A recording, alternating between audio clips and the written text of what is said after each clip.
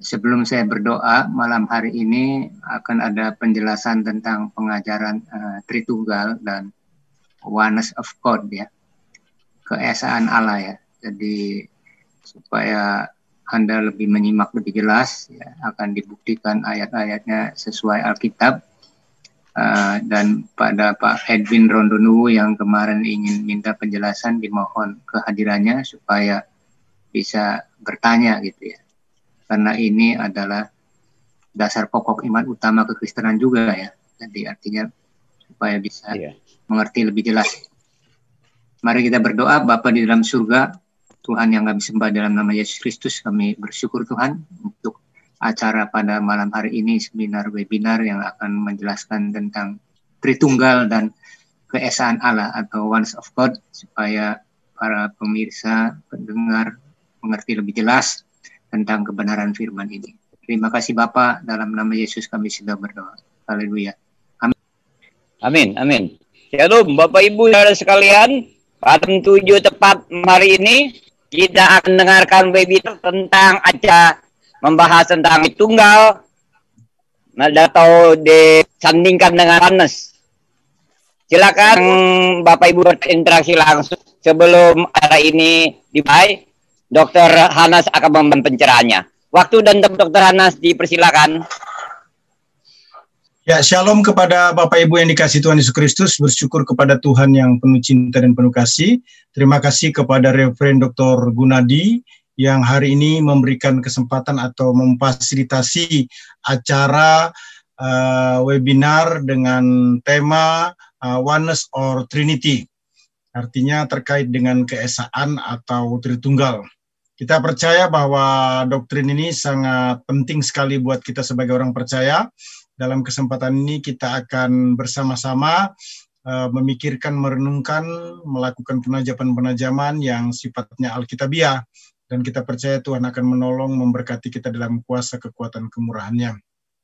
Nah, Bapak Ibu yang dikasihi Tuhan Yesus Kristus, terima kasih untuk kehadiran kita semua bersama saya Dr. Hanas, DTH, yang akan memberikan presentasi. Sesudah itu diberikan kesempatan untuk jawab.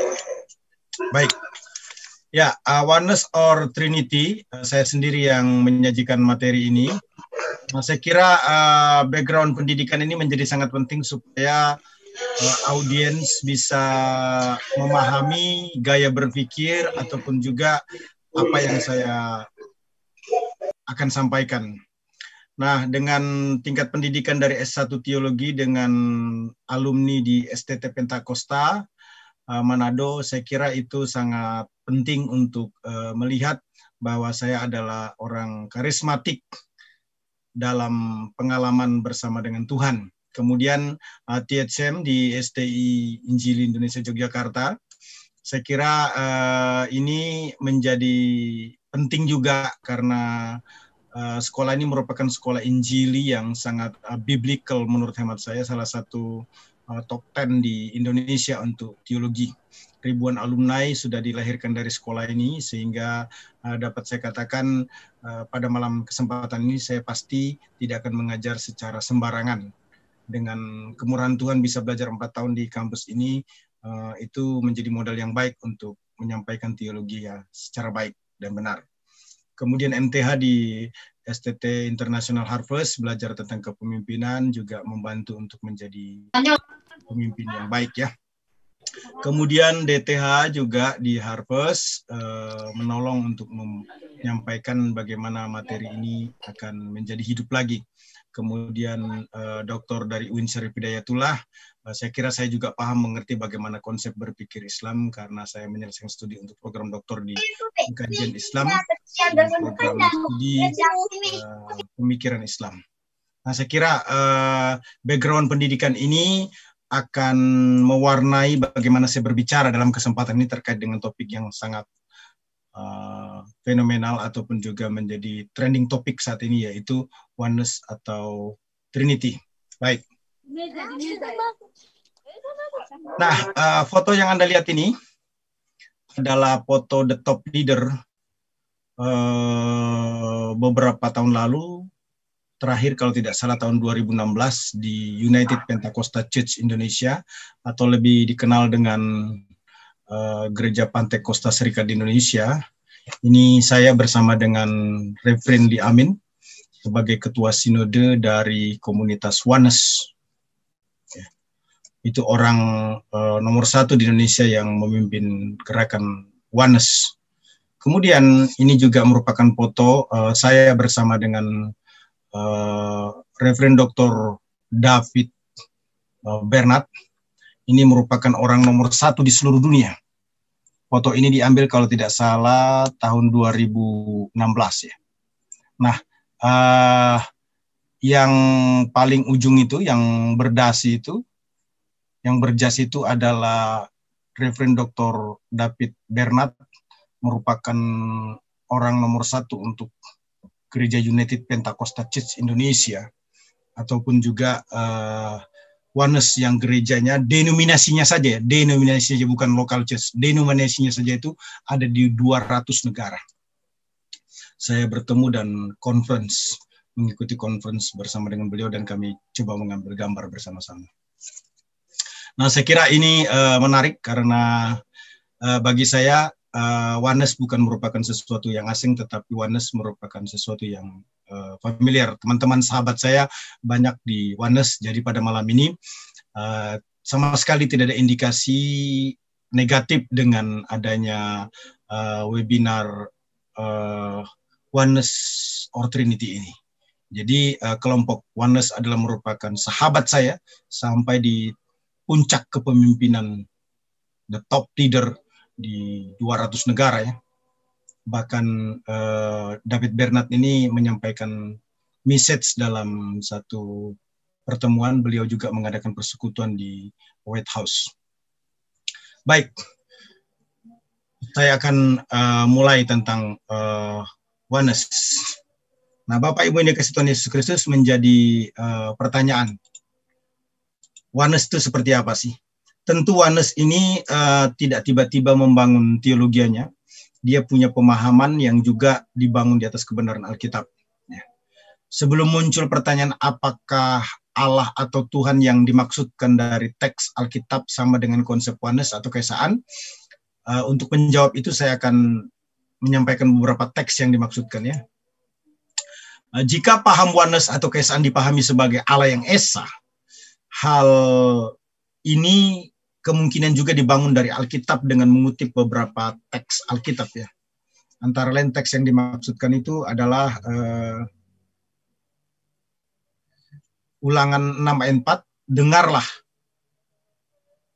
hai Israel, Tuhan itu Allah kita, Tuhan itu esa. Ada kata Tuhan itu esa. Kemudian Maleakhi 2 ayat 15, bukankah Allah yang esa? Allah yang esa lagi. Menjadikan mereka daging dan roh, dan apakah yang dikehendaki kesatuan itu? Keturunan ilahi, jadi jagalah dirimu, janganlah orang tidak setia terhadap istri dari masa mudanya. Kemudian Markus 12 ayat 29, jawab Yesus, hukum yang terutama ialah dengarlah hai orang Israel, Tuhan kita, Tuhan itu esa. Kata esa diungkapkan lagi di sini ya. Kemudian Markus 12 ayat 32, lalu kata ahli Taurat itu kepada Yesus, tepat sekali, Guru, benar katamu itu, bahwa dia esa, dan bahwa tidak ada yang lain kecuali dia. Kemudian Yohanes 5 ayat 44, bagaimanakah kamu dapat percaya, kamu yang menerima hormat seorang dari yang lain, dan yang tidak mencari hormat yang datang dari Allah yang esa. Jadi kutipan-kutipan ini jelas sekali dari Alkitab ya, Allah yang esa itu ya. Kemudian 1 Korintus 8 ayat 4 berkata, tentang hal makan daging persembahan berhala kita tahu tidak ada berhala di dunia dan tidak ada Allah lain daripada Allah yang esa. Kembali Allah yang esa disebut. 1 Timotius 1:17 juga berkata, hormat dan kemuliaan sampai selama-lamanya bagi Raja segala zaman, Allah yang kekal, yang tak nampak, yang esa. Amin. 1 Timotius 2 ayat 5 berkata, karena Allah itu esa, dan esa pula dia yang menjadi pengantara antara Allah dan manusia, yaitu manusia Kristus Yesus. Yudas 1 ayat 25 berkata, Allah yang esa, juru selamat kita oleh Yesus Kristus Tuhan kita, bagi dia adalah kemuliaan, kebesaran, kekuatan, dan kuasa segala sebelum segala abad dan sekarang dan sampai selama-lamanya. Amin. 1 Yohanes 5 ayat 7 berkata, sebab ada 3 yang memberi kesaksian di dalam di dalam sorga, Bapa, Firman, dan Roh Kudus. Ketiganya adalah Esa.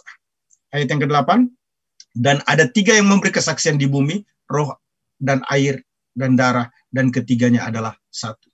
Jadi oneness atau keesaan ini membangun konsepnya dari Alkitab. Ya. Maliaki, Ulangan 6 ayat 4, Maliaki 2 ayat 15, Markus 12 ayat 29, Markus 12 ayat 32, Yohanes 5 ayat 44, 1 Korintus 8 ayat 4, 1 Timotius 1 ayat 17, 1 Timotius 2 ayat 5, Yudas 1 ayat 25, 1 Yohanes 5 ayat 27, 1 Yohanes 5 ayat 7 dan 8, itu semua teks-teks yang digunakan untuk menguatkan doktrin yang namanya oneness atau kesatuan. Nah, itu sebabnya saya bertanya, apakah Allah atau Tuhan yang dimaksudkan dari teks yang saya baca tadi tersebut sama dengan konsep oneness atau keesaan? Jadi maksudnya begini, apakah konsep keesaan itu sama dengan yang dinyatakan oleh oneness? Ini menjadi penting buat kita karena teks-teks tersebut digunakan oleh komunitas oneness atau keesaan untuk memperkuat doktrinnya. Hanya jadi permasalahan, apakah benar tafsiran yang demikian itu yang dimaksudkan itu sesuai? Jadi apakah Alkitab ketika bicara Esa itu adalah oneness atau berbeda? Itu yang perlu dipahami. Nah, kemudian kita akan lihat 5 pandangan yang menentang ajaran Tritunggal. Pertama disebut dengan triteisme. Ya. Jadi 5 pandangan ini dalam sejarahnya ini menentang ajaran-ajaran yang salah. Dan para penentang Tritunggal ini sudah bergulir berabad-abad. Ya. Kemudian penentang-penentang ini membuat konsep-konsep yang salah atau tidak alkitabiah tentang Tritunggal. Ya. Nah, pandangan keliru tersebut dapat diklarifikasikan dalam 5 pandangan utama. Ya. Yang pertama disebut triteisme. Apa itu triteisme? Nah, pandangan ini menolak keesaan Allah justru ya, dan percaya pada 3 Allah. Perhatikan, percaya 3 Allah. Dalam sejarah gereja mula-mula, John Askunages dan John Philoponos mengajarkan bahwa ada 3 Allah dan ketiganya berhubungan dalam asosiasi yang hebat. Asosiasi yang bebas. Nah, kesalahan dari pengajaran ini karena meninggalkan kesatuan di antara Tritunggal. Sebagai akibatnya mereka mengajarkan 3 Allah, bukan 3 pribadi dari Allah yang Esa. Jadi triteisme mengajarkan 3 Allah, bukan 3 pribadi dari Allah yang Esa. Kemudian yang kedua adalah monarkianisme. Monarkianisme ini adalah pendahulu dari sabellianisme. Monarkisme ini mengajarkan bahwa Allah anak hanya merupakan mode lain dari pernyataan Allah Bapa. Ada 2 bentuk dari monarkianisme ini, yaitu adopsianisme dan modalisme. Nah, dalam bentuk adopsianisme, monarkianisme yang diajarkan oleh Theodotus dan Bizantium pada tahun 210 memandang bahwa Yesus sebagai manusia yang diberikan kekuatan oleh Roh Kudus pada saat baptisannya. Jadi dapat dikatakan Yesus itu menjadi ilahi saat dibaptis. Nah, dalam bentuk modalistiknya, monarkianisme ini mengajarkan bahwa satu Allah yang secara beragam memanifestasikan dirinya dalam 3 bentuk atau mode keberadaan, namanya modalisme.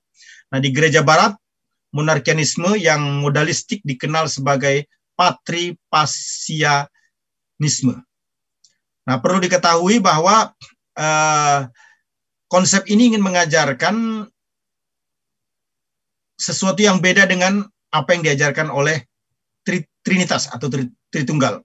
Jadi dipahami di sini bahwa Yesus itu menjadi ilahi nanti pada waktu dia dibaptis. Diajarkan bahwa Allah anak hanya merupakan mode lain, bentuk lain dari pernyataan Allah Bapa. Nah, kemudian yang ketiga adalah yang namanya Sabellianisme. Ini tokohnya Sabellianus dari Ptolemais tahun 200 Masehi ya, menyatakan bahwa Bapa, Anak, dan Roh Kudus adalah 3 bentuk eksistensi atau 3 manifestasi dari satu Allah. Menurut pandangan ini, Trinitas bukan berkaitan dengan natur Allah, tetapi hanya cara Allah dalam menyatakan dirinya. Nah, pandangan ini mengajarkan bahwa sebagai Bapa, Allah adalah pencipta dan pemberi hukum. Sebagai Anak, Allah adalah penyelamat. Sebagai Roh Kudus, Allah melahirkan kembali dan menguduskan, atau dengan cara yang lain. Nah, Sabellianisme ini mengajarkan bahwa Allah dikenal sebagai Bapa dalam Perjanjian Lama, sebagai Anak dalam kitab-kitab Injil, dan sebagai Roh Kudus untuk zaman ini. Jadi Tuhan dilihat itu sesuai dengan zamannya. Bapa, Anak, Roh Kudus itu 3 bentuk eksistensi atau 3 manifestasi dari satu Allah, tetapi dia membagi peran-peran dari Roh Kudus itu sesuai dengan zamannya ya. PL itu Allah dikenal Bapa, sekarang tidak ada lagi. PB itu Allah dikenal sebagai Anak atau Yesus Kristus, sekarang tidak dikenal lagi. Tapi sekarang yang dikenal itu Allah adalah Roh Kudus. Kemudian Arianus seorang penatua yang anti-Trinitarian dari Alexandria mengajarkan bahwa Allah yang kekal, yang esa dari Anak diperanakkan oleh Bapa, dan karena itu Allah memiliki permulaan atau diciptakan. Maksudnya Anak itu, yaitu Yesus itu, diciptakan. Jadi Arius mensubordinasikan Anak dan Bapa. Ia juga mengajarkan bahwa Roh Kudus adalah yang pertama diciptakan oleh Anak, karena segala sesuatu dijadikan oleh Anak. Arius beranggapan bahwa Allah Bapa adalah satu-satunya yang sama sekali tidak mempunyai permulaan. Bapa menciptakan Anak, dan Roh Kudus dari ketiadaan sebagai tindakan penciptaan awal. Anak disebut Allah karena ia datang langsung dari Allah dan sudah diberi kuasa untuk menciptakan. Arius dan ajarannya dinyatakan sesat pada Konsili Nisia tahun 32 Masehi. Nah, ini lebih lucu lagi ya, bahwa Bapa itu menciptakan Yesus, Yesus itu menciptakan Roh Kudus. Gitu ya. Kemudian yang kelima adalah Sosianisme.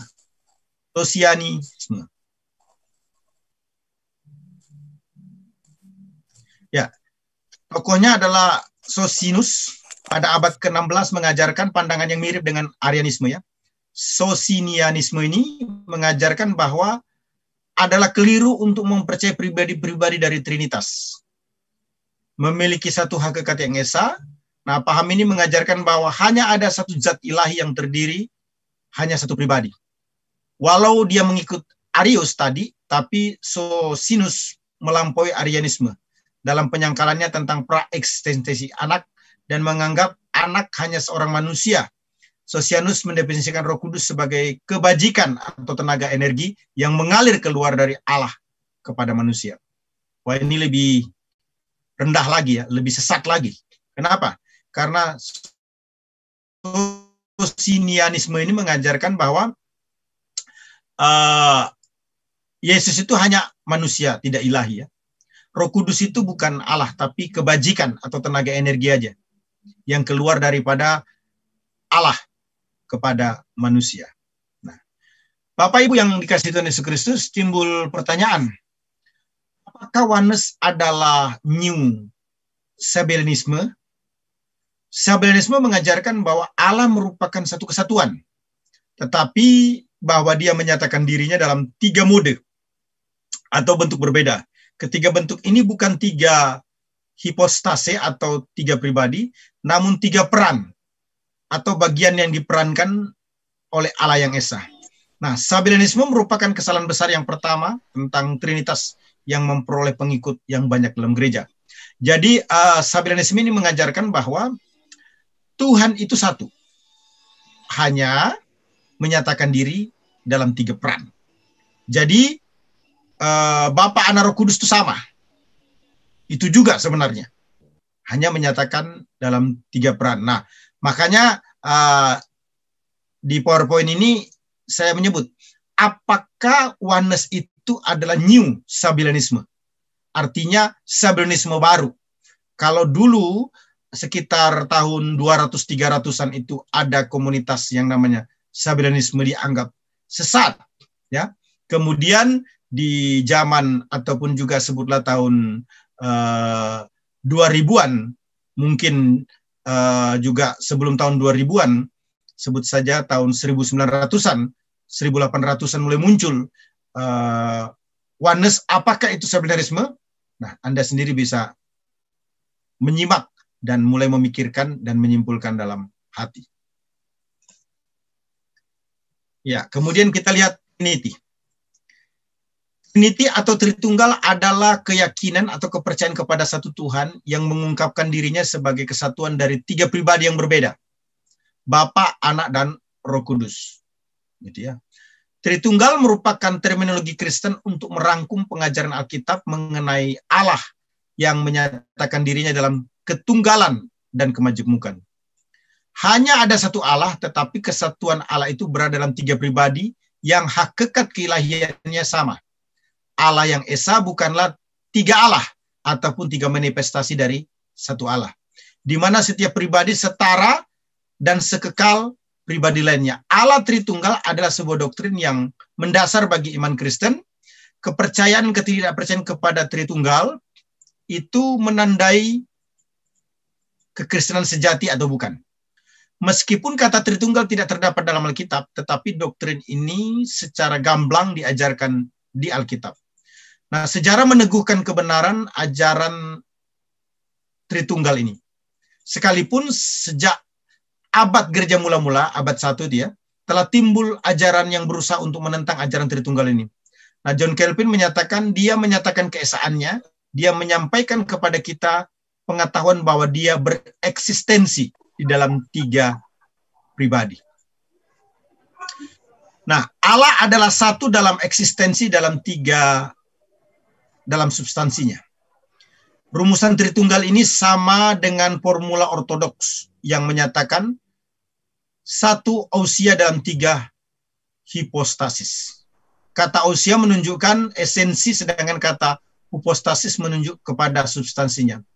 Jadi istilah Tritunggal, ya,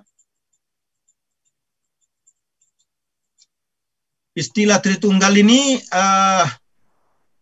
memang tidak muncul di dalam Alkitab, tetapi kata tersebut telah membedakan ajaran Kristen sejati dengan ajaran-ajaran yang menyimpang dari kebenaran sejak zaman gereja mula-mula. Nah, perhatikan, ketika kita bicara tentang Trinitas atau Trinity, maka kita berhadapan dengan yang namanya pergumulan dalam mempelajari ajaran Tritunggal. Pergumulan dalam mempelajari ajaran Tritunggal ini, yang pertama, ajaran tentang Tritunggal sebagaimana beberapa ajaran dasar lainnya, misalnya seperti ajaran tentang pemilihan, mengandung misteri. Ya. Kedua, ajaran Tritunggal ini bagaimanapun rumitnya adalah ajaran Alkitab. Ya. Ajaran ini mungkin sulit dipahami, namun tidak membuatnya menjadi tidak benar. Sekalipun dipahami tidak sama dengan ketidakbenaran. Begitu ya. Kemudian yang ketiga, karena Allah tidak terbatas dan kita terbatas, tentu saja kita tidak akan dapat sepenuhnya memahami Allah Tritunggal. Tetapi keterbatasan pengertian kita tidak berarti ajaran Tritunggal itu tidak benar. Yang keempat, perlu ditegaskan bahwa Alkitab tidak mencoba untuk menjelaskan sepenuhnya ajaran Tritunggal ini, tetapi mengajarkannya. Dan karena Alkitab mengajarkannya, maka kita menerimanya. Kemudian sejarah penggunaan istilah Tritunggal. Istilah Tritunggal ini merupakan padanan kata Inggris Trinity ya. Kata Trinity sendiri merupakan singkatan dari Triunity, yaitu gabungan dari kata tri yang berarti 3 dan unity yang berarti kesatuan. Nah, pemunculan pertama kali dari kata ini harus ditelusuri sampai pada zaman Theophilus dari Antioquia dan Tertullianus ya. Nah, keduanya hidup pada waktu yang hampir bersamaan. Theophilus ini mati sekitar tahun 188 Masehi, sedangkan Tertullianus pada tahun 220 Masehi ya. Jadi kata Trinity ini digunakan untuk menekankan kesatuan di antara pribadi dalam Trinitas, tetapi juga menekankan keterpisahan dan kesetaraan dari tiga pribadi dalam Tritunggal. Ingat bahwa Trinitas atau Trinity menekankan keterpisahan, tapi juga kesetaraan dari tiga pribadi dalam Tritunggal. Nah, kata Trinity sendiri berasal dari bahasa Latin trinate, yang berarti keadaan menjadi satu. Sebuah definisi yang baik tentang Trinitas menyatakan ada satu Allah yang benar dan satu-satunya, tetapi di dalam keesaan dari kealahan ini ada tiga pribadi yang sama, kekal dan setara, sama dalam hakikat, tetapi berbeda di dalam pribadi. Kemudian ada pandangan ekstrim Triteisme dan Unitarisme di antara konsep Tritunggal. Nah, ada dua pandangan ekstrim yang keliru tentang Allah yang harus dihindari. Yang pertama, pandangan ekstrim yang terlalu menekankan kejamakan dalam diri Allah dengan mengabaikan kesatuannya. Pandangan ini harus dihindari karena dapat mengakibatkan menjadi Triteisme, yaitu kepercayaan kepada tiga Allah. Ini salah karena mengabaikan ketunggalan Allah sebagaimana dinyatakan dalam Alkitab. Trinitas tidak menyatakan adanya Allah tiga, tetapi Allah adalah Esa. Yang kedua, pandangan ekstrim yang terlalu menekankan kesatuan dengan mengabaikan kejamakan dalam diri Allah. Pandangan ini juga salah, karena hanya mengutamakan ayat-ayat yang menunjukkan keesaan Allah dan mengabaikan kejamakan Allah. Dengan menekankan bahwa Allah itu tunggal secara mutlak. Ini keliru dan menyebabkan Unitarisme yang dengan sengaja mengabaikan kejamakan dalam diri Allah. Jadi ketika kita bicara tentang Trinitas ini memang ada ekstrim-ekstrim yang harus diperhatikan. Pertama itu Triteisme, yang menyatakan bahwa Allah itu ya tiga kalau begitu. Yang kedua adalah Unitarianisme. Ya kalau begitu Allah itu ya jadi satu. Satu. Ya. Nah, ini memang pergumulan yang perlu kita pikirkan dengan baik dan kita harus mencari solusinya. Kemudian pentingnya ajaran Tritunggal ini diajarkan oleh teolog-teolog yang sudah tidak asing lagi ya. Paul Enns bukunya itu luar biasa ya, banyak ya. Ini seorang teolog Injili dispensasional menjelaskan bahwa ajaran Allah Tritunggal penting karena ajaran ini merupakan sebuah doktrin yang fundamental bagi iman Kristen. Kepercayaan, ketidakpercayaan pada Tritunggal itu menandai ortodoksi atau bukan ortodoksi. Artinya, ketika orang itu percaya pada Tritunggal, maka dia ortodoks. Artinya, benar. Pengajarannya benar. Sebaliknya, kalau tidak mengakui Tritunggal, berarti dia itu bukan ortodoks. Artinya, tidak benar. Kemudian, Miller J. Erickson, itu teolog Injili Covenant, historis, menjelaskan bahwa Allah Tritunggal bagi iman Kristen itu pertama, ajaran Allah Tritunggal itu berkaitan dengan siapakah Allah itu, bagaimana dia, bagaimana cara kerjanya, dan bagaimana ia harus didekati. Misalnya, masalah keilahian Kristus yang dalam sejarah telah diperdebatkan dengan hebat, sangat terkait dengan pengertian kita tentang Tritunggal. Artinya pandangan kita tentang Tritunggal akan sangat mempengaruhi pandangan kita tentang Kristus. Yang kedua, pandangan Miller J. Erickson ini juga mau menjelaskan bahwa Tritunggal juga akan menjawab beberapa pertanyaan yang bersifat praktis. Siapa yang harus kita sembah? Allah Bapa saja, Allah Anak saja, Allah Roh Kudus saja? Ataukah Allah Tritunggal? Kepada siapa kita berdoa? Apakah karya masing-masing pribadi ilahi dan harus dipertimbangkan secara terpisah dari karya-karya pribadi yang lain? Apakah Kristus dan Roh Kudus harus dianggap setara dan sehakikat dengan Bapa? Kemudian dari Indonesia sendiri, ini penting untuk dikutip, Yakub B. Susabda, seorang teolog Injili Reform, menyebutkan 3 alasan mengapa pengenalan akan Allah Tritunggal penting. Yang pertama, Allah orang Kristen adalah Allah yang hanya mau dikenal dan disembah sebagai Bapa, Putra, dan Roh Kudus. Allah memang Esa, tetapi mengenal keesaannya saja tidaklah menyelamatkan. Seluruh rencana keselamatan Allah hanya dapat dipahami dan diimani dalam hubungan dengan keunikan diri Allah, penyingkapan dirinya yang progres, rencana dan cara kerjanya. Allah ingin kita mempercayai dan mengimani Dia bukan hanya sebagai Allah yang Esa, yang mengingatkan dan mengajarkan jalan keselamatan dan kehidupan yang diperkenankannya, tetapi ia menginginkan kita mengenalnya sebagaimana dia, yaitu Bapa, Putra, dan Roh Kudus dengan keunikannya masing-masing.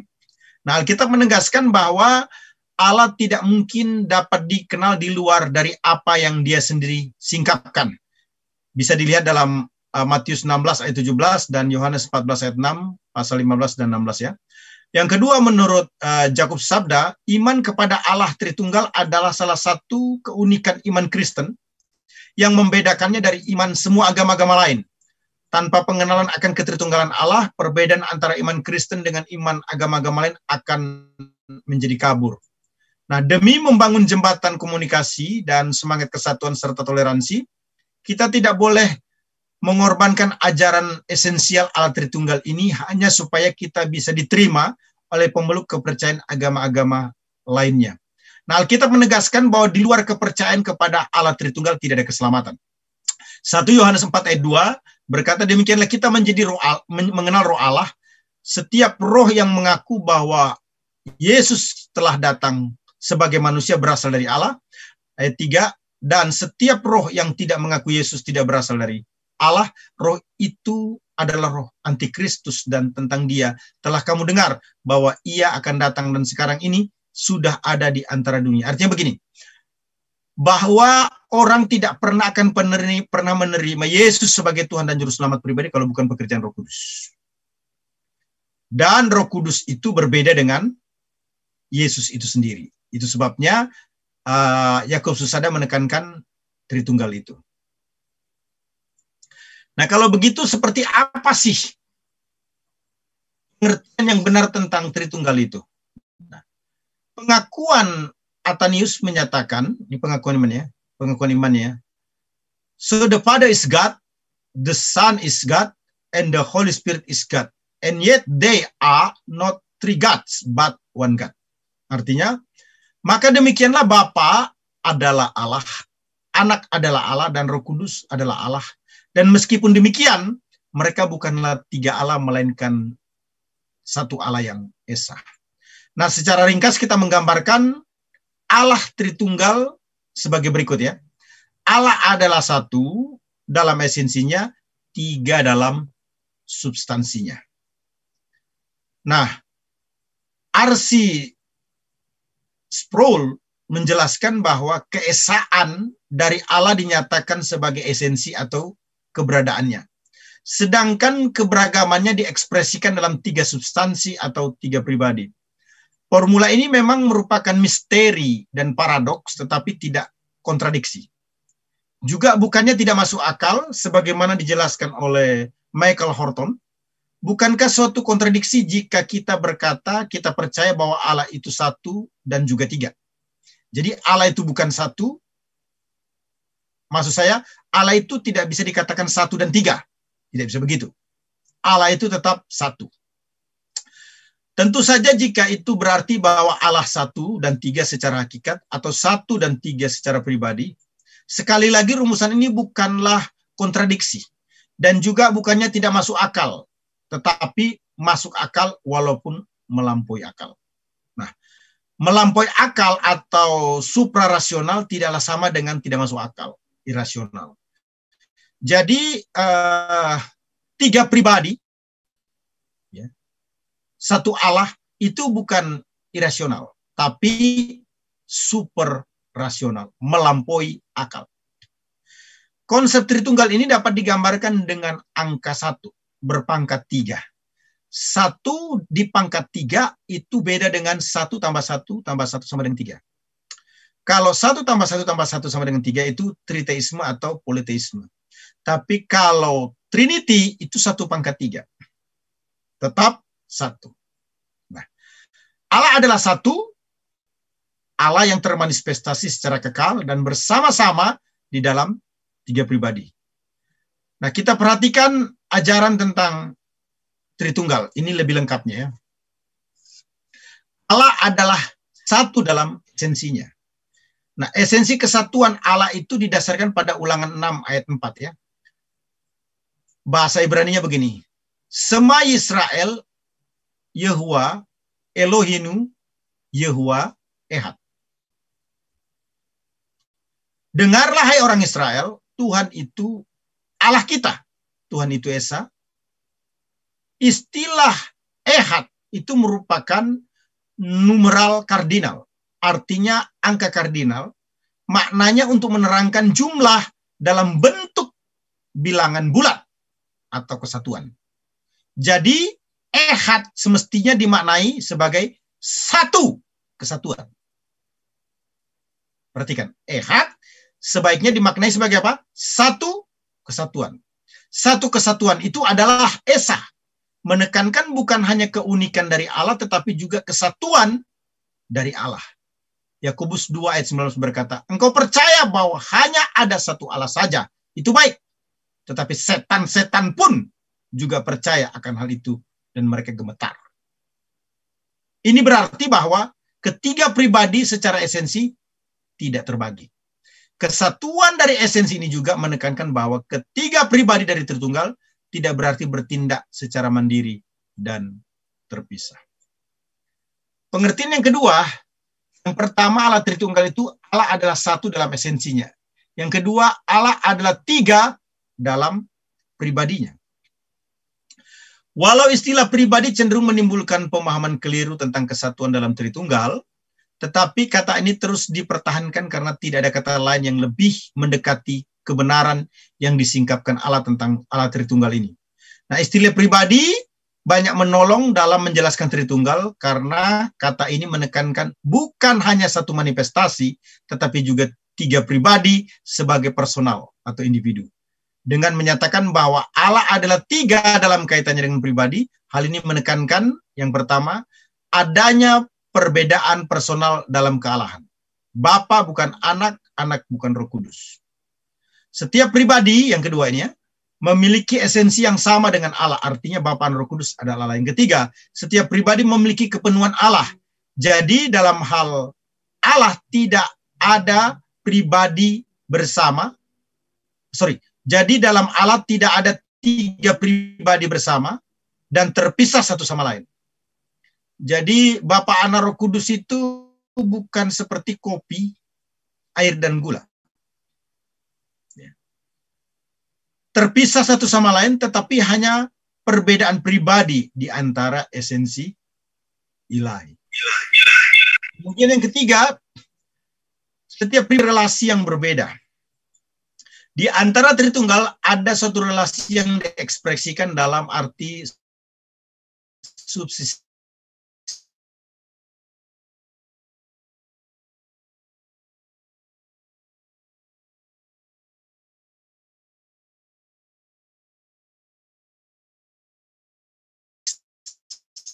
Tensi. Karena 1 ayat 18 ayat 9 antara Trinitas adalah generatio atau prosesi.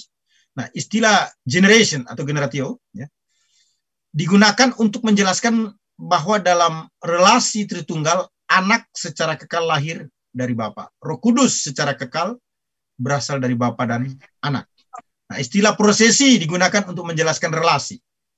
Trinitarian Bapa, Anak, Roh Kudus mengutus Roh Kudus. Sekali lagi, perlu ditegaskan bahwa istilah-istilah ini digunakan untuk menjelaskan relasi di antara Tritunggal dan tidak untuk menunjukkan bahwa salah satu pribadi lebih rendah dan dari pribadi-pribadi lain. Maksudnya begini, yang disebut dengan setiap pribadi memiliki relasi yang berbeda itu tidak bermakna bahwa lebih dulu ada Bapa, kemudian ada Roh Kudus, kemudian ada Yesus, bukan. Kehadiran Allah Bapa dan Roh Kudus itu terconnection, itu maksudnya. Tapi mereka ketiganya adalah kekal adanya. Kenapa? Karena mereka adalah Allah. Kemudian yang keempat, ketiga pribadi setara dalam kekekalan dan otoritas. Artinya begini, meskipun istilah generatio dan profesi dapat digunakan dalam hubungan dengan fungsi di antara Tritunggal, adalah penting untuk menyadari bahwa ketiga pribadi adalah setara dalam kekekalan dan otoritas. Bapa diakui sebagai kekal dan berotoritas paling tinggi. 1 Korintus 8 ayat 6. Anak juga diakui setara dengan Bapa dalam segala hal. Yohanes 5 ayat 21 sampai dengan 23. Demikian juga Roh Kudus diakui setara dengan Bapa dan Anak. Matius 12 ayat 31. Ingat baik-baik bahwa Bapa, Anak, Roh Kudus itu apa? Setara. Nah, untuk memahami lebih jauh tentang Tritunggal ini, maka kita harus memahami yang namanya Tritunggal di antara nama-nama Allah. Jadi, Tritunggal itu merupakan salah satu istilah. Perlu memperhatikan ada lagi nama-nama lain selain itu supaya kita bisa tertolong lebih baik. Nama-nama Allah mencakup nama-nama Allah yang primer dalam Perjanjian Lama dan nama-nama Allah yang memakai kata majemuk.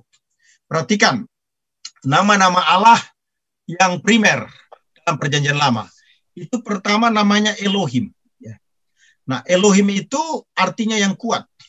Kejadian 1 ayat 1 menggunakan istilah Elohim. Merupakan bentuk plural karena akhiran hiraketmom itu menunjukkan tunggal. Saya to the point. Allah memperkenalkan dirinya dalam Kejadian 1 ayat 1 itu plural. Tidak tunggal. Kenapa? Tidak ada cara lain untuk menafsir, memahami istilah Elohim kecuali itu menunjukkan kejamakan. Karena sebagai dosen bahasa Ibrani ingin menyatakan dengan penuh kerendahan hati, akhiran hireketmem itu menunjukkan akhiran jamak atau plural. Nama yang umum sering dipakai muncul sekitar 2.500 kali dalam Perjanjian Lama. Bentuk jamak menunjukkan keunikan yang diberikan indikasi akan datangnya Tritunggal dalam Perjanjian Baru yang disebut dengan progressive revelation. Jadi dari awal penciptaan langit dan bumi itu sudah ada indikasi adanya Trinitas. Arti yang penting ialah bahwa Allah dalam Alkitab adalah Allah yang kuat, yaitu Elohim, ya, penuh kuasa dan merupakan penguasa tertinggi alam semesta.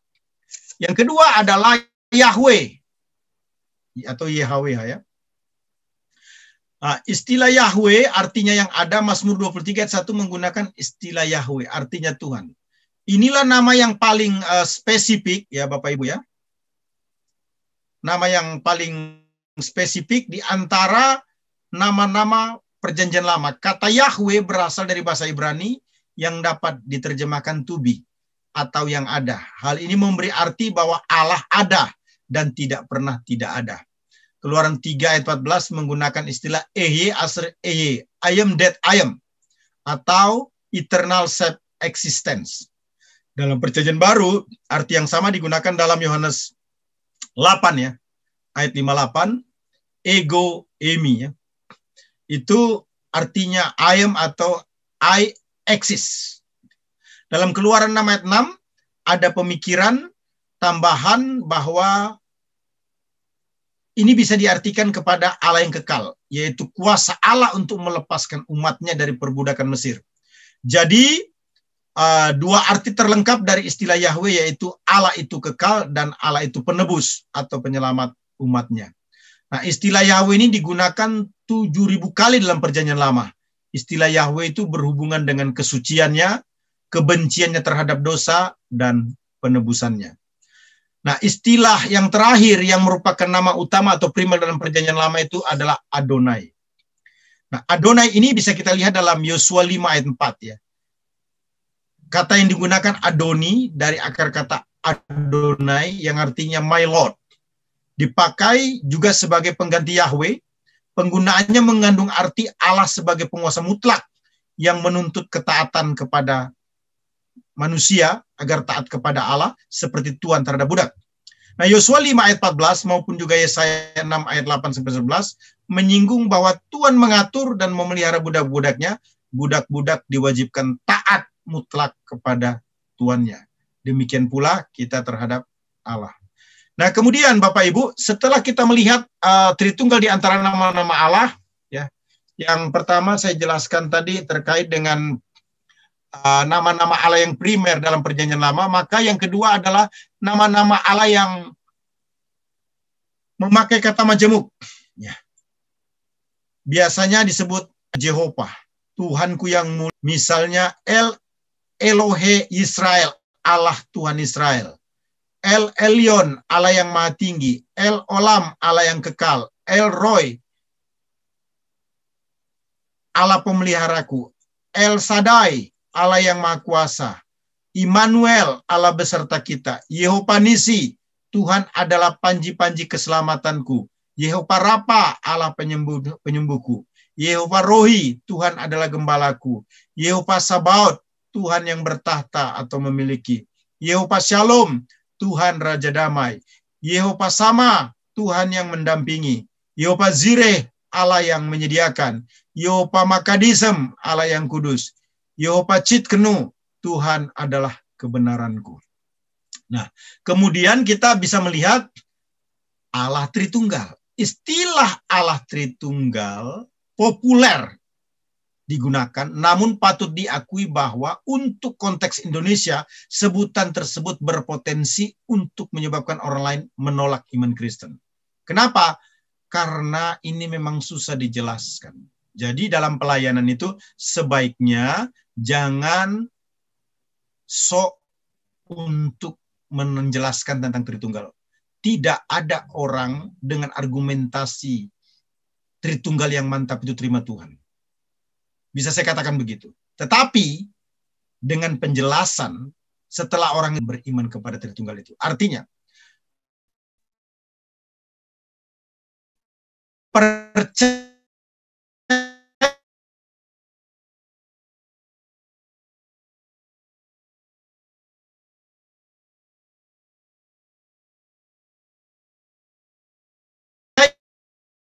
Yesus sebagai juru selamat lebih dulu, baru kelemahan. Perdebatan tentang Allah Tritunggal tidak akan pernah selesai.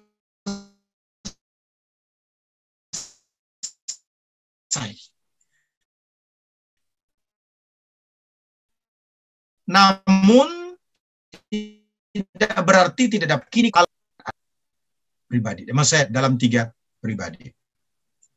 Nah, perhatikan definisi Allah Tritunggal. Paham yang berarti hanya ada satu Allah, yaitu tunggal, namun di dalamnya terdapat 3 pribadi yang kekal dan sederajat. Sama dalam materinya, keberadaannya, namun berbeda dalam pernyataan dirinya. Konsep Trinity yang dipelajari, ketiganya ilahi, memiliki sifat Allah dan esa adanya. Nah, bukti-bukti keesanya dalam Alkitab ya. Jadi kemungkinan untuk menerima triteisme itu sangat ditentang. Kemudian bukti-bukti dalam Perjanjian Lama tidak memberikan pernyataan yang jelas tentang Tritunggal, namun memberikan kemungkinan bagi pernyataan tersebut di kemudian hari dengan istilah tadi, yaitu Elohim sebagai istilah yang jamak dan juga malaikat Yahweh. Nah, bukti-bukti Perjanjian Baru juga memberikan penguatan ya. Memberikan pernyataan yang jelas bahwa Bapa, Anak, Roh Kudus adalah Allah itu sendiri.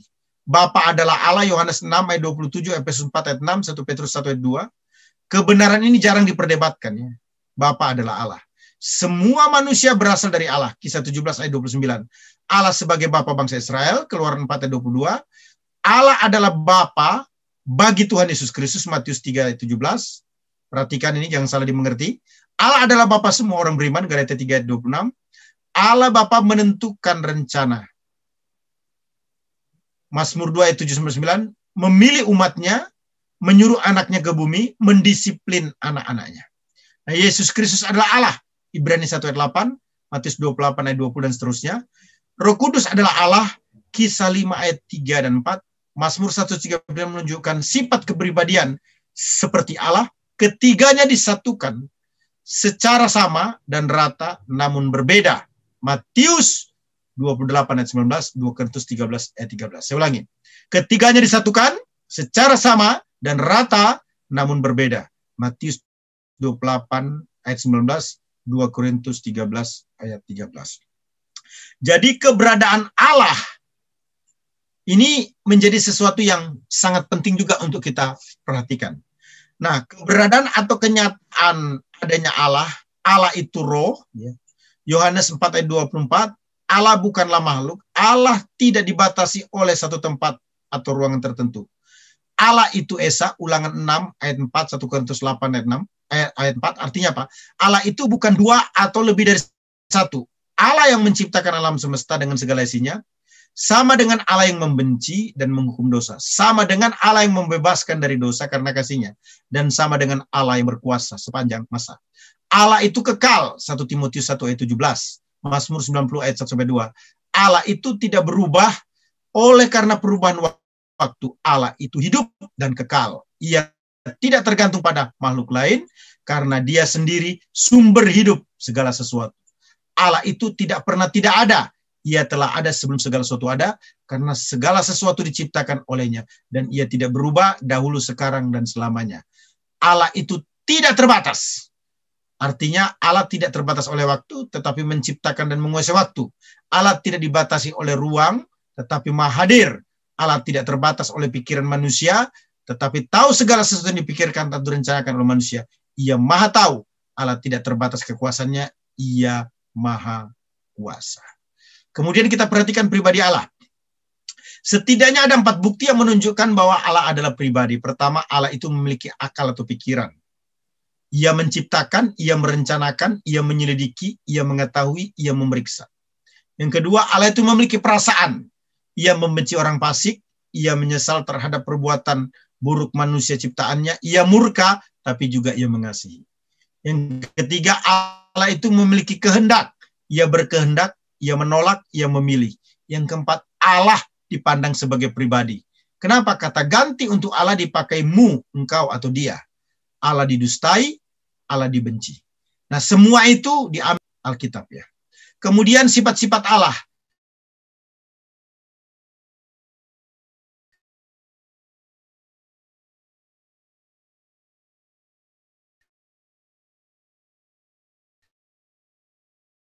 Setidaknya ada 8 sifat melakukan. Contoh, Allah lebih dunia alam semesta ini. Kedua, Allah maha hadir.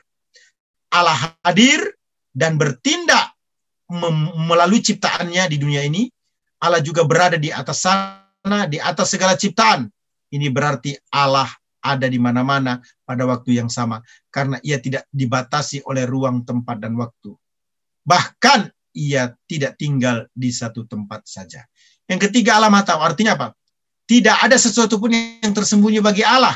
Dan Allah melampaui segala ilmu pengetahuan yang ada di dunia. Ia melihat segala sesuatu, Ia tahu segala sesuatu. Ia tahu segala sesuatu tentang manusia, pikiran manusia, perkataan manusia, pekerjaan atau keadaan manusia, kebutuhan manusia, penderitaan manusia, ibadah manusia, kelemahan manusia, kebodohan manusia. Ia tahu orang-orang yang percaya kepadanya, dan Ia tahu keadaan kemarin, hari ini, bahkan yang akan datang. Yang keempat, Allah Maha Kudus, artinya Ia tidak mau bergaul dengan dosa, dan Ia terpisah dari dosa. Yang kelima, Allah Maha Benar. Artinya Ia benar dalam tindakannya, Ia benar dalam janjinya, Ia benar dalam firman-Nya. Padanya tidak terdapat kesalahan. Yang keenam, Allah Maha Adil. Ia tidak memandang muka. Ia membalas perbuatan manusia sesuai dengan perbuatan mereka. Ia menghakimi dengan adil. Ia memberikan pahala bagi yang baik dalam Kristus. Dan Ia Allah yang menghukum dosa. Ketujuh, Allah Maha Kasih. Artinya Allah mengasihi dunia, Allah mengasihi gereja, Allah mengasihi manusia, tetapi menolak dan menghukum dosa. Allah mengasihi mereka yang memberi dengan sukacita. Kedelapan, Allah Maha Setia. Ia setia dalam pencobaan kita, Ia setia kepada hamba-Nya, Ia setia menghapus dosa kita, Ia setia menjawab doa kita, Ia setia menjaga orang yang benar, yang telah diselamatkan, Ia setia dalam melindungi umat-Nya. Nah, perhatikan gambar ini. Ada 3, Unitarism, Sabellianism, dan Tritheism. Perhatikan itu. Father, Creator, Son, Create, Holy Spirit, Impersonal. Mereka berbeda-beda. Kalau Sabellianism, Father di Old Testament, Son di New Testament, Spirit atau Holy Spirit di masa sekarang. Kemudian Tritheism itu ada 3 Allah. Father, Son, and Holy Spirit. Itu error di dalam Trinitas. Nah, ini yang dimaksudkan dengan oneness. Tuhan itu hanya satu. The name of Jesus Christ. The Father, the Son, the Holy Spirit atau Holy Ghost.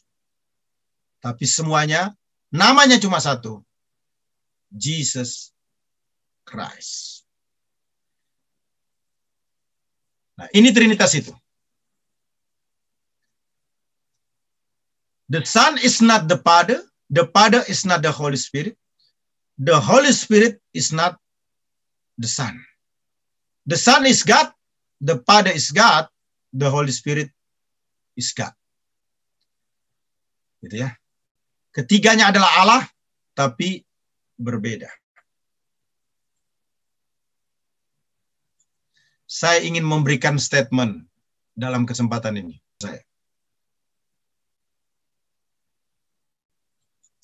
Pertama, harus diakui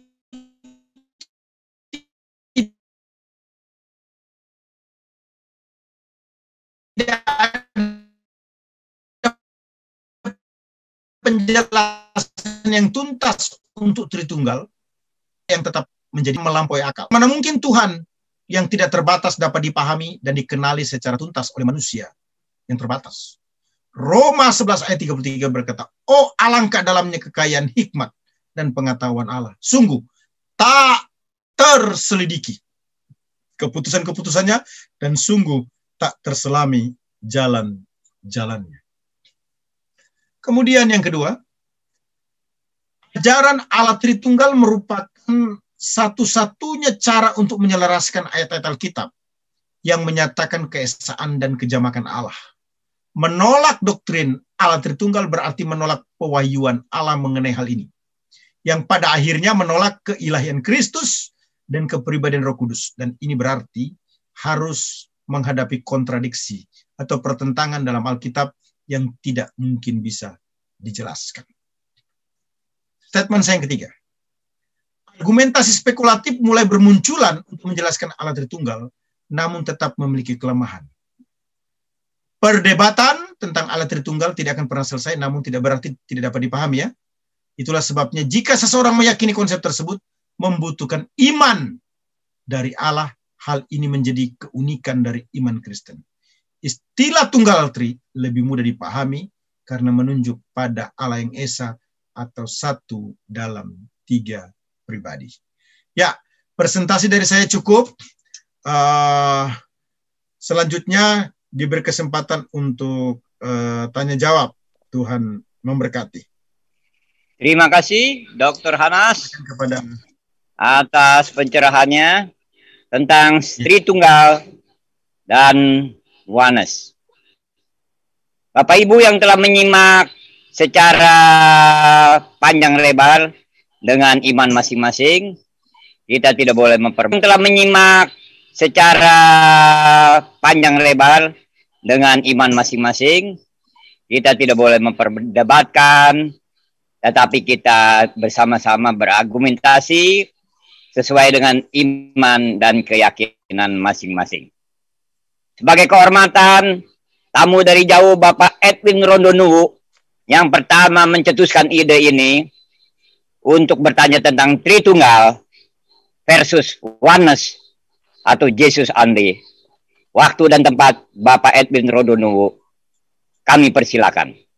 Silakan Pak Edwin. Terima kasih Pak Peter, luar biasa host kita ini. Dan kepada Pak Hanas, terima kasih atas pencerahan.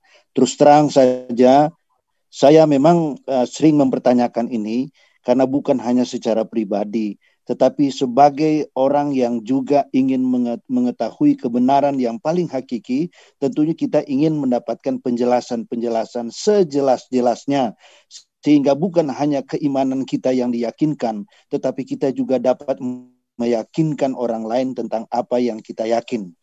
Oleh sebab itu, saya secara pribadi menyatakan bahwa apa yang dinyatakan oleh Pak Hanas ini sungguh sangat luar biasa. Saya menjadi sangat paham, saya menjadi sangat mengerti, dan oleh sebab itu saya mengucapkan terima kasih kepada Pak Hanas. Dan saya setelah beberapa hari lamanya saya mencoba menimbang-nimbang dan mempelajari, baik itu dari berbagai sumber, termasuk sumber-sumber yang dari Oneness dan semuanya, saya mendapat kesimpulan bahwa penjelasan Pak Hanas ini sungguh sangat luar biasa dan sangat meyakinkan. Oleh sebab itu saya datang pada kesimpulan bahwa kita tidak perlu memperdebatkan soal Oneness dan Tritunggal, tetapi kalau saya pribadi melihat sebagai sesuatu yang terserah kepada pilihan kita. Jadi kita terserah pilihan kita mau kemana. Sebab dua-duanya seperti yang dijelaskan tadi mempunyai dasar firman dan sangat alkitabiah. Tetapi dengan penjelasan tadi saya berkesimpulan bahwa kalau begitu tergantung pilihan kita. Jadi tidak kita mengatakan bahwa yang oneness itu mungkin keliru atau juga mungkin Tritunggal keliru, tetapi dua-duanya dapat diterima karena punya dasar alkitabiah, dasar firman. Tapi kembali lagi kepada kita, tidak usah memperdebatkan, menerima itu sebagai pilihan. Kalau kita memilih oneness, itu adalah pilihan kita. Kalau kita memilih Tritunggal, itu adalah pilihan kita, dan tidak perlu kita memperdebatkan mengapa ini, mengapa begitu. Terima kasih, Tuhan memberkati.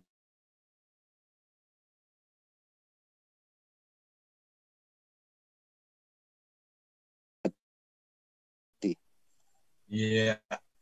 Terima kasih. Makanan, dengan waktu yang singkat, padat, jadi berkat. Dan Pak Stefanus juga akan menyusul. Silakan. Yang mana duluan? Silakan Pak. Silakan.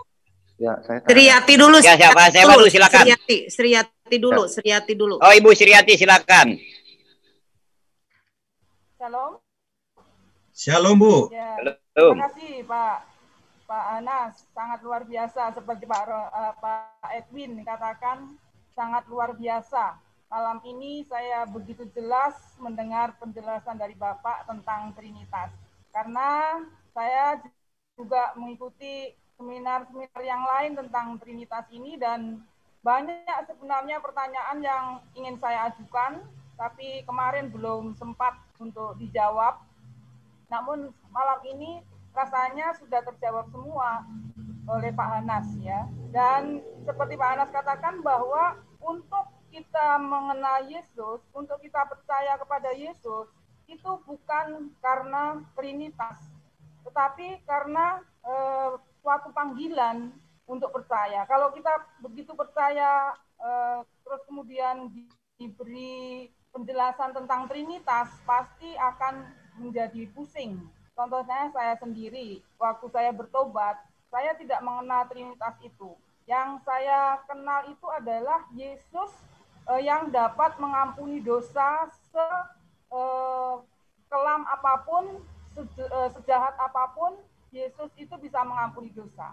Dan setelah itu saya diajarkan tentang mulai dari kejadian, bagaimana alam, bumi dan langit ini diciptakan. Dan disitulah saya juga bertanya-tanya, lah kenapa kok Kristen itu sudah ada dunianya, sudah ada jagat rayanya, kenapa barulah pertanyaan-pertanyaan tentang Trinitas itu muncul. Dan di situ juga karena kita sudah ada Roh Kudus yang memimpin kita, maka dengan iman kita bisa menerima. Saya kira saya sangat luar biasa, apresiasi Pak Anas malam ini sangat luar biasa. Terima kasih untuk semua penjelasannya. Terima kasih Ibu Sriati, Tuhan memberkati. Ya, langsung Pak Yohanes, silakan. Ya, Pak Yohanes, Pak Stefanus. Pak Pendeta Stefanus. Ya, Pendeta Pak Stefanus, silakan. Pak Stefanus, Pak Yohanes. Yang mengangkatan, silakan.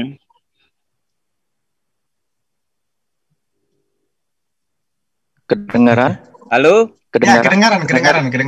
Mari Pak, mari Pak Pendeta. Ya. Baik. Kalau saya bertanya, artinya saya tidak mengerti di sini, ya. Gitu. Kalau soal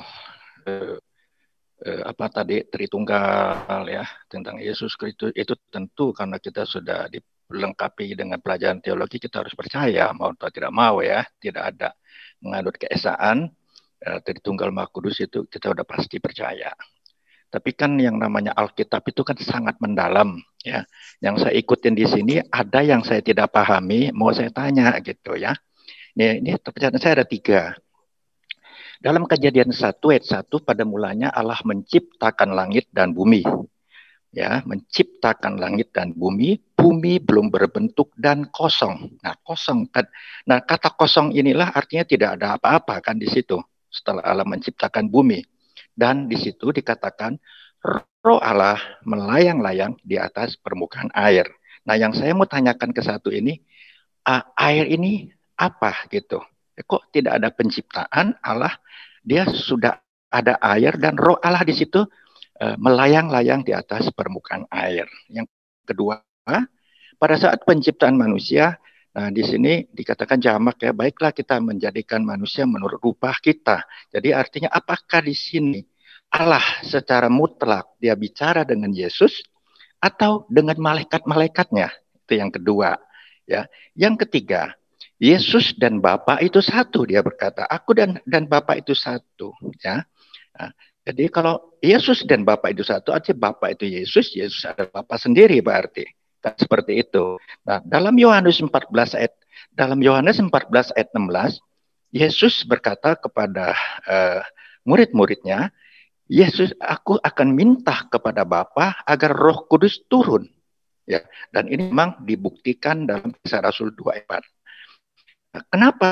Ya, kok Yesus adalah Bapa, Bapa itu adalah Yesus sendiri. Nah, kok Yesus harus minta kepada Bapa ya agar Roh Kudus turun? Apakah pengertian Bapa itu pangkatnya 1, Yesus itu di bawahnya pangkat 2, dan Roh Kudus di bawah pangkat 3? Karena saya lihat alurnya seperti ini. Ya, Yesus minta kepada Bapa agar Roh Kudus turun ke atas kamu. Artinya Roh Kudus ada di bawah Bapa. Ini hanya pertanyaan saja karena saya kurang paham di sini. Terima kasih, Pastor. Iya, terima kasih.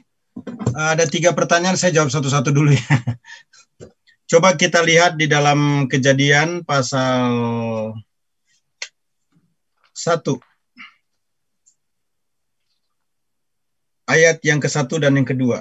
Pada mulanya Allah menciptakan langit dan bumi, bumi belum berbentuk dan kosong, dan gelap gulita menutupi samudera dan Roh Allah melayang-layang di atas permukaan air. Pertanyaannya, kok bisa Roh Allah melayang-layang di atas permukaan air? Padahal pada ayat yang kedua itu bumi belum berbentuk dan kosong. Dalam naskah asli dipergunakan istilah tohu wabohu. Istilah tohu wabohu, belum berbentuk dan kosong ini maknanya bukan belum ada sesuatu yang diciptakan. Sudah ada sesuatu yang diciptakan, tetapi yang diciptakan itu belum menempati tempatnya. Saya ulangi. Tohu wabohu belum berbentuk dan kosong ini tidak dimanain belum ada yang diciptakan. Sudah ada yang diciptakan. Tetapi apa yang diciptakan itu belum pada tempatnya. Ini ilustrasi yang sederhana saja ya. Kalau orang pakai sepatu itu biasanya kakinya di bawah. Tapi ketika sepatu ada di kepala, itu sepatu belum pada tempatnya. Saya bisa menggambarkan begitulah yang disebut tohu wabohu itu. Sehingga pada ayat yang kedua, Roh Allah melayang-layang di atas permukaan air.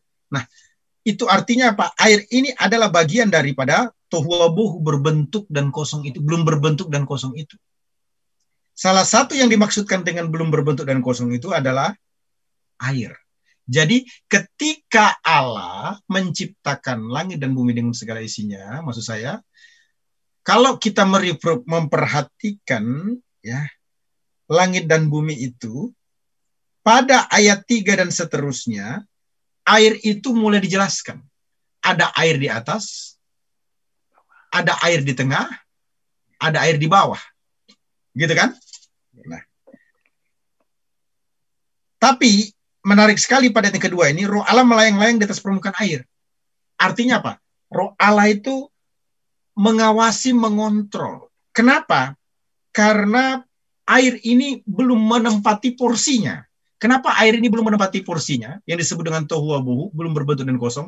Iya, karena belum diciptakan lagi yang namanya kumpulan air di atas, kumpulan air di darat, kumpulan air di bawah laut atau di dalam laut. Itu belum ada.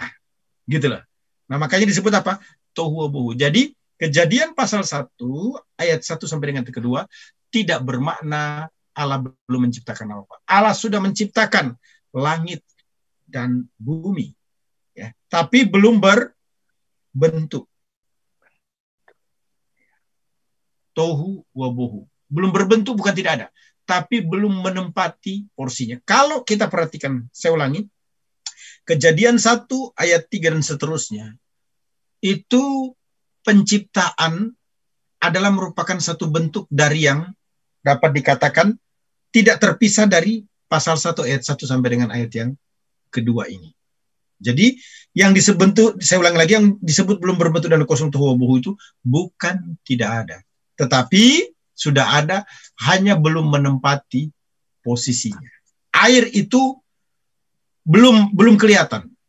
Ada air kan yang di atas, ya. Ada air di atas bumi ada. Terus ada air juga di bumi, ya. Itu setelah kita tahu, ya.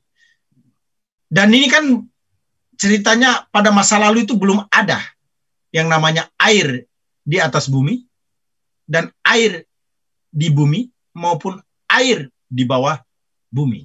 Itu maksudnya, ya. Terus yang kedua, itu kejadian 2 ya Pak ya, ayat yang ke 7 apa 6 ada. Penciptaan manusia. Yang ditanyakan ayat yang keberapa nih Pak? Pada saat penciptaan manusia, baiklah kita menjadikan manusia menurut rupa dan gambar kita. Ayat 26 ya, terus? 26. Ya, supaya mereka berkuasa atas ikan-ikan, ayat 26. Saya baca ya Pak ya. Apakah ini yang Bapak maksudkan? Ya. Berfirman Allah, baiklah kita menjadikan manusia menurut gambar dan rupa kita, supaya mereka berkuasa atas ikan-ikan di laut dan burung-burung di udara dan atas ternak dan atas seluruh bumi dan atas segala binatang melata yang merayap di bumi. Betul begitu Pak? Iya, betul. Pertanyaannya? Kita ini kan jamak. Apakah